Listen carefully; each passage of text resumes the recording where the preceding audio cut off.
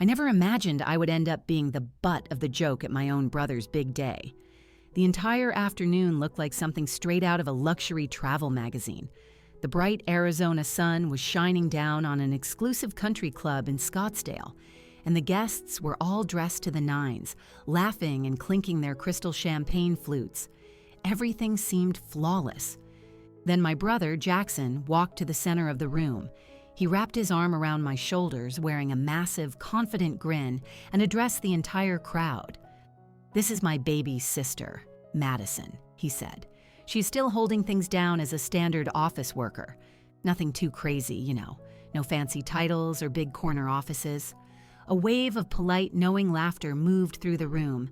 I saw a few people give me those small, pitying smiles, the kind you give to a sibling who just never quite made it. It was his way of defining me in one simple, unimportant box. But his new wife, Brooklyn, did not join in on the laughter. Her expression was different. She looked at me closely, her brow furrowed, as if she were trying to piece together a complicated puzzle. Then, cutting right through the noise of the party, she looked me in the eye and asked me a direct question. "So, Madison, what exactly is it that you do for a living?" I set my drink down on a nearby table, looked her right back in the eye, and gave her a one-word answer. The entire ballroom went completely silent. The background music seemed to disappear. Every person in that room turned to look at me. I watched the color drain from my parents' faces, their expressions shifting into a look of shock I had never seen before. Brooklyn's eyes went wide for just a second, and a look of pure recognition washed over her face. It was a look that made it undeniably clear that she knew exactly who I was. My name is Madison Reed. For as long as I can recall, my family has been obsessed with easy labels, the kind that make for simple small talk at dinner and do not require anyone to actually pay attention. Jackson, my brother, was always the one who got the gold stars. I was the one assigned the role of office worker. It was a safe, harmless title that nobody ever bothered to question. I realized a long time ago that staying quiet and letting them believe their own version of me was the easiest way to avoid any drama. But that one word I spoke changed everything in an instant. It was not a loud or aggressive moment. It was just a quiet, sudden shift in the world. And once the truth was out there, I knew there was no way to hide it again. If you have ever felt like the people who are supposed to know you best are the ones who actually see you the least, or if you have ever had to keep a part of your life hidden just to keep the peace, then this story is going to feel very familiar to you. Stay with me until the end, and if any of this hits home, I would love to hear your thoughts. Feel free to share your own experience in the comments. Looking back, the whole dynamic was set in stone long before we were even adults. Jackson was the center of the universe in our house. From the time he made the honor roll in grade school to the moment he became the star quarterback at his high school in Seattle, every single thing he did was celebrated. His trophies were displayed prominently, and my parents would retell his stories at every family gathering. When he graduated with a degree in finance from Columbia University and landed a high-paying job at a top investment firm in Manhattan, the celebration lasted for days. There were endless toasts and grand speeches. My parents even ordered a custom cake shaped like the New York Stock Exchange. Every time he got a promotion, it was treated like a national holiday. Every bonus and every big deal he closed was held up as proof that the Reed family was a success. He was a vice president by 30 and a managing director by 35, and he was the golden child who could do no wrong. I ended up taking a very different path, one that did not come with a round of applause from the dinner table. While Jackson was busy putting together multi-million-dollar deals on Wall Street, I was in California, finishing up my computer science degree at Stanford. The idea for my business came to me during my senior year. I developed an AI-driven supply chain optimization platform that could predict logistics disruptions for major retailers with incredible accuracy. I built the first version of the software in my dorm room, fueled by way too much coffee and a few credit cards that were pushed to their limits. One of my professors recognized the potential and introduced me to a major investor in the Silicon Valley tech scene. 6 months after I finished school, at just 24 years old, we closed a $3 million seed round. About 18 months later, we secured an $18 million Series A from two of the most prestigious venture capital firms in the country. The paperwork for that deal was finalized the exact same week Jackson announced his first engagement, a relationship that ended up falling apart in less than a year. I remember flying back to Seattle for the engagement party, feeling so excited to finally share my success. I waited for a break in the conversation at the restaurant and mentioned the new funding. My mom just gave me a polite smile and said, "Oh, that is nice, honey." Then she immediately turned back to Jackson to ask him about the luxury condo he was looking at in the Upper West Side. My dad raised his glass to toast Jackson's upcoming ski trip to Vail. The topic of my company was forgotten before the appetizers even arrived. I told myself it did not matter. Then came the Series B round 2 years later. This time, it was $75 million, led by a legendary investment fund. My company's valuation hit 10 figures, making it a unicorn in the tech world. A major business magazine even featured me on their 30 under 30 list. The headline said that Madison Reed was quietly changing the face of global logistics. I was incredibly proud of what I had built. I sent the link to our family group chat, hoping for some kind of reaction. My dad just sent back a thumbs-up emoji. My mom texted me to ask if I was making sure to get enough sleep. And Jackson? He sent a joke about how cute it was that his little sister was playing business. After that, I just stopped trying to explain it to them. It was easier to give them the version of me they wanted. Whenever someone asked what I did, I would just say I worked in an office and handled some tech stuff. It kept the peace. It allowed Jackson to stay in the spotlight without any competition. I managed to convince myself that my silence was actually a way of being kind to them. There were times, though, when the weight of that silence felt like too much to carry. Thanksgiving, the year my company went public, was probably the hardest. Our IPO raised $400 million on the very first day. The ticker with my company's name was all over the financial news networks. I flew into Seattle from San Francisco, and the second I walked through the door of my parents' house, my mom handed me a stack of napkins and told me to help set the table. Meanwhile, Jackson was in the living room, acting like a king, telling everyone about a deal he had just finished. My entire family was hanging on every word he said. I started to say something about the bell-ringing ceremony at the stock exchange, but then I saw the look on my dad's face. It was a look of pure, simple pride, and it was directed entirely at my brother. I kept my mouth shut. I set the table and passed the turkey. I even smiled when Jackson made a joke about how at least one of the kids had a real career with a steady paycheck. By that point, I knew exactly how the night would go. Jackson would talk and everyone would listen. If I spoke, everyone would suddenly find something else to do.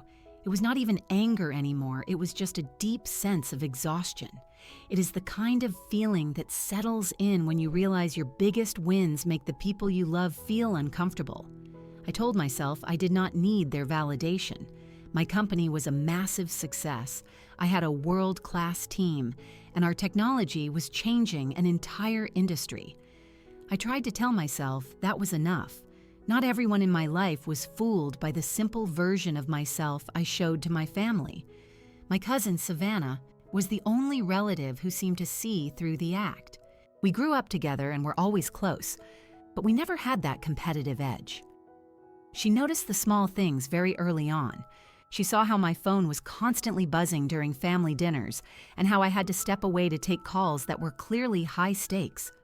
She saw the exhaustion in my eyes after I would fly in on a red-eye flight just to make it to a family brunch. She was smart enough not to call me out in front of everyone, but she would check in on me privately. "You do not have to hide your life from me," she texted me once after seeing a news alert on my phone. Her advice was always focused on protection. "Just keep things calm," she would say, especially with Jackson's wedding coming up. They are just not ready to hear the truth, and it will only cause a lot of tension that nobody needs during a celebration. She was worried about the fallout and how my parents might feel if they realized they had been ignoring my success. Savannah believed that family peace was the most important thing, and her support gave me a reason to keep playing the role of the quiet sister. My friend Harper, however, had a completely different take on the situation. We met during our first year at Stanford, and we bonded over long nights of coding and a shared dream of building something meaningful. She was there the night I first wrote the algorithm on a napkin at a coffee shop near campus. She was there when we officially started the company in a cramped garage in Palo Alto. Harper was my very first employee, and she became my closest friend through every single challenge and victory. She knew about the tough board meetings, the pressure from the investors, and the rush of seeing our platform scale to millions of users around the world. She absolutely hated the watered-down version of me that I presented to my family. "You are letting them define your entire identity," she would tell me during our weekly calls. "They get this tiny fake story while the rest of the world sees the real Madison, the one who runs a massive company and closes 9-figure deals. It is not fair to you." Harper pushed me constantly to stand up for myself. "Tell them the truth," she would insist. "Make them actually see you for who you are.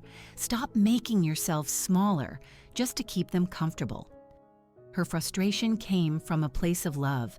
She wanted me to feel the same pride in front of my parents that I felt when I was standing on a stage in front of 1,000 people who actually understood my work. For years, I felt like I was being pulled in 2 different directions by their advice. My conversations with Savannah happened in quiet moments, like a quick hug in the kitchen during a holiday party or a supportive text when Jackson was bragging about himself again. She would remind me that some things are better left unsaid if they are only going to cause conflict. Her way felt safe and familiar. It was the path that protected the family unit above all else. My talks with Harper were long, intense phone calls, usually late at night after I'd finished a long day of travel. She would go through different ways I could bring it up. She wanted me to mention a new acquisition or invite them to a company event. She analyzed every interaction I had with my parents, pointing out how they constantly dismissed my life. "They are not protecting you, Madison," she argued. "They are protecting their own idea of who you are." Harper was convinced that the truth was the only way I would ever feel truly free. The conflict between those 2 viewpoints became a constant voice in my head. Some nights I would write out long messages to my parents, including links to articles about my company and photos from our big events, but then I would delete them after talking to Savannah. Other times, I would be fired up after a call with Harper, and I would imagine myself finally telling them everything. The back and forth was more draining than any business negotiation. I valued Savannah's loyalty to our family, but I desperately wanted the authenticity that Harper told me I deserved. In the end, I chose to be cautious. The wedding was getting closer, and I did not want to be the one to cause a scene. I decided the secret would stay hidden just a little bit longer, at least until the wedding was over. If you have ever felt completely misunderstood by your family, or if you have been torn between staying quiet and speaking your truth, you are not alone. Share your story in the comments. I read every single one of them. The wedding day was beautiful and clear. The country club in Scottsdale had been turned into a scene from a movie. White linens covered every table, and gorgeous floral arrangements in soft colors were everywhere. The desert light through the palm trees made the whole place look elegant and expensive. The staff was working with perfect efficiency, setting out glasses and making sure every chair was in the right spot. I arrived earlier than anyone else in my family because that was just what was expected of me. My mom found me almost immediately and asked me to double-check the guest list against the place cards. A few minutes later, my dad told me the sound system needed to be tested. They did not even ask, they just assumed I would handle the logistics. Then I got a text from Jackson from his dressing room, asking me to make sure the music for the ceremony was ready to go. No one asked if I was tired from my flight or if I wanted a moment to get ready myself. I just started working. I I spent the next hour moving between the coordinator and the tech crew. I fixed a microphone that was slightly out of place and adjusted the flowers that were blocking the view for the guests in the back. I made sure all the wireless mics had new batteries. Years of running my own company events made this second nature to me. I could see problems before they even happened. The event planner thanked me several times, thinking I was part of the professional team. Guests started arriving around noon, pulling up in expensive cars and heading toward the ceremony area. Everyone was talking about how beautiful the venue was and how the mountains in the background made it feel so special. Relatives I had not seen in a long time gave me quick hugs and asked the usual questions about my office job. I gave them my usual vague answers, and they moved on without another thought. The ceremony area was full, with rows of white chairs facing an arch covered in greenery. I took my seat near the front, but off to the side, watching as the musicians started to play. Everything was on schedule. Then the mood changed. Jackson appeared at the front of the aisle, looking sharp in his tuxedo. He waved to his friends with that natural confidence he always had. A few minutes later, the music changed and Brooklyn walked down the aisle with her father. Her dress was incredible, simple but very elegant with a long veil. The entire crowd stood up to take photos. She looked radiant as she walked toward my brother. They said their vows in the desert breeze, and their voices were clear and strong. They exchanged rings. The officiant pronounced them husband and wife, and the crowd erupted in applause as they kissed. I clapped along with everyone else, feeling happy for them, but also feeling like I was just a background character in their story. The newlyweds walked back down the aisle as guests threw flower petals. The photo session started right away, with big group shots on the grass and the wedding party posing against the mountains. I stayed in the background, helping some of the older relatives find their way to the right spots. As the sun got higher, people moved toward the reception area for cocktails and appetizers. The band started playing jazz, and the compliments were everywhere. People loved the venue, the weather, and how the couple looked. Jackson and Brooklyn made their entrance to cheers and cut the cake for photos. I sat at my assigned seat at the edge of the family table, watching as the entire room focused on them. From where I was sitting, the contrast was very clear. The luxury of the event, the intense focus on my brother, and my own role as the invisible helper. The ceremony was over, and the guests were moving toward the reception across the lawn. A live band was playing as people mingled. There was a huge buffet with prime rib and seafood, and the bar was busy. Jackson was already busy moving between groups of people for photos. He was full of energy, just like he always was. He gathered his co-workers from the bank first and started telling them about his recent successes. He talked about landing a big client and a merger that had been in the news. He was throwing out numbers that impressed everyone. People were laughing and raising their glasses to him. Brooklyn stood by his side, smiling and making comments that kept the attention on him. Then it was time for family photos. My parents stood with the couple, and then it was my turn. Jackson kept his arm around me and turned to a group of guests. "This is Madison, my little sister," he said. "She is still at her office job. Nothing too flashy there."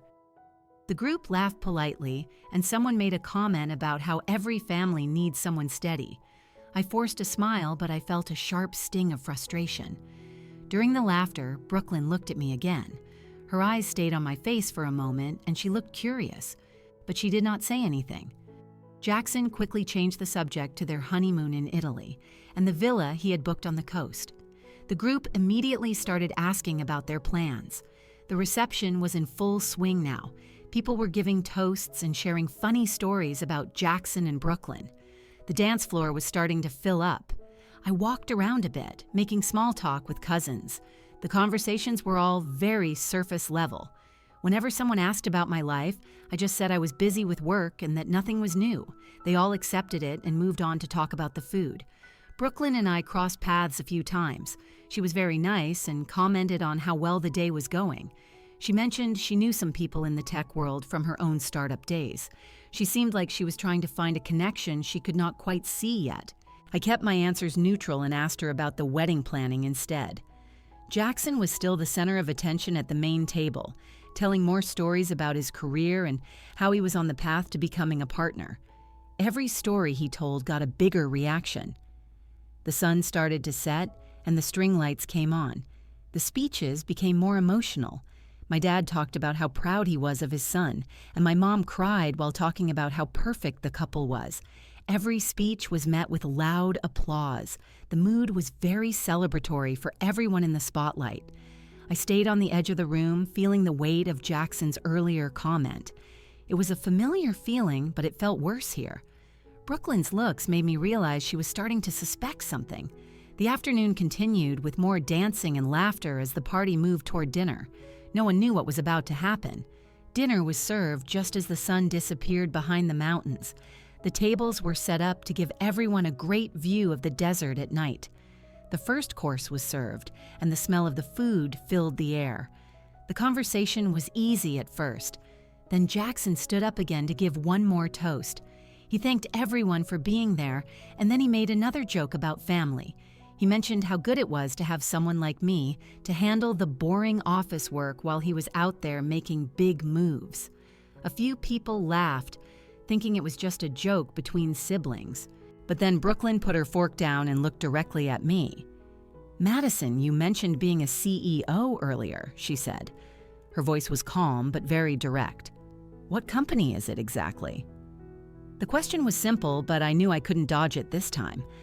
I looked around the table at my relatives and the guests who were all waiting for an answer. I spoke in a steady voice. "It is the AI company that bought your startup 2 years ago." Her face changed instantly. She went pale as the truth hit her. She repeated the name of my company slowly. "The one that bought us for $55 million?" she asked. People at the table stopped eating and started to listen. Brooklyn continued, her voice quiet but clear. "I remember the final meeting in the San Francisco office. You were so tough on the terms. You wanted full control of the algorithm we spent years building. We thought the deal was dead until you sent over a better offer for our team." The guests were looking back and forth between us now. Brooklyn kept going, explaining it to everyone. "Then your team took our product and made it part of your global platform. It is why our software is now used by almost every major company. I followed the news, but I never realized that Madison Reed, Jackson's sister, was the same person who completely outplayed us in that deal." A heavy silence fell over the entire table. No one was moving. I saw my mom's hand freeze and my dad's mouth was slightly open. Relatives were shifting in their seats, looking very uncomfortable. Jackson's smile was gone, and he slowly lowered his glass. Brooklyn looked at me, and her tone was not angry, just honest. "You were across the table from me," she said. "You were the one who decided our future. All the years of being ignored and dismissed were laid out in that one moment. The version of me they all believed in was gone. The air felt thick with the realization that they never really knew me at all." Jackson was the first one to speak. He tried to laugh it off, but it sounded fake. "Come on," he said. "She is just joking." That is just Madison's sense of humor. He waved his hand like it was nothing, and a few people laughed nervously. But when no one else joined in, he looked annoyed. "Seriously, why would you say this now, on my wedding day? That is some interesting timing. He was trying to make me look like the bad guy." Brooklyn did not say a word to support him. She just added another detail. "The process was very intense," she said. "Your lawyers went through everything we ever did. I remember the calls about the final price. Her words made the whole thing undeniable." My mom put her napkin down and looked at me. "Is this actually true?" she asked, sounding like she could not believe it. My dad leaned in, his wine glass forgotten. "All those trips you took, the work meetings, that was for this company?" I just nodded. You could see them starting to remember all the times they had ignored me. My mom looked like she was replaying years of memories in her head. My dad looked like he deeply regretted how he had treated me. He started to say something, but he couldn't finish the thought. No one else spoke. The guests were looking away, and the servers who were bringing the main course decided to wait. The food just sat there. Jackson tried one more time to take control. Look, if this is real, then fine. Congratulations. But to do this now, in front of everyone. He looked around for someone to agree with him, but everyone was looking at their plates. The fact that Brooklyn was not helping him seemed to hurt the most. He was turning red, and his fake smile was completely gone. He tried to make another joke about family teasing, but it fell flat. The silence was everywhere. Relatives who had been laughing with him earlier were now staring at the table. In the distance, the band was still playing, but our table was frozen. Finally, Jackson pushed his chair back with a loud noise. He stood up and grabbed Brooklyn's hand. She stood up too, but she did not look at him. They walked away from the table without saying anything. The guests watched them go. The dinner was over before it really started. My mom just stared at her hands, and my dad looked exhausted. The weight of everything they had missed hung over us like a cloud. The party ended early that night as guests started to leave. The next morning, when I was back in San Francisco, my phone was full of missed calls and texts from my parents. They were apologizing and saying they wanted to talk. I read them all, but I did not reply. I felt a mix of guilt and relief, but mostly, I was just tired. Word of what happened at the wedding started to spread in the business world. A client of Jackson's heard about the family drama and decided to pull out of a major deal they were working on. They said it was about a lack of trust. Jackson lost a huge contract that would have been the biggest win of his career. A little while later, Brooklyn canceled their honeymoon. She told a friend that she needed time to think about things. It was not just about my company, it was about how Jackson treated people, including his own family. They did not go to Italy, and she spent that time away from him. Savannah kept in touch with me and told me that I was right to set boundaries. She realized that family peace was not worth losing your self-respect. Harper was thrilled and told me I had finally taken my power back. I decided to make the break official. I blocked my parents and Jackson. I stopped going to the holiday events. There was no big fight, just silence. At first it felt strange, but then it felt like a weight had been lifted. My work continued to go well, and my life was finally my own. I did not have to worry about making myself look smaller for my family anymore. I realized that my silence had only helped them ignore me. Cutting ties was not about revenge, it was about taking care of myself. I finally gave them the chance to see the consequences of their actions. I learned that you should never make yourself smaller to fit into a space that was not made for you. Real peace comes when you stop looking for approval from people who never truly saw you in the first place. End of story.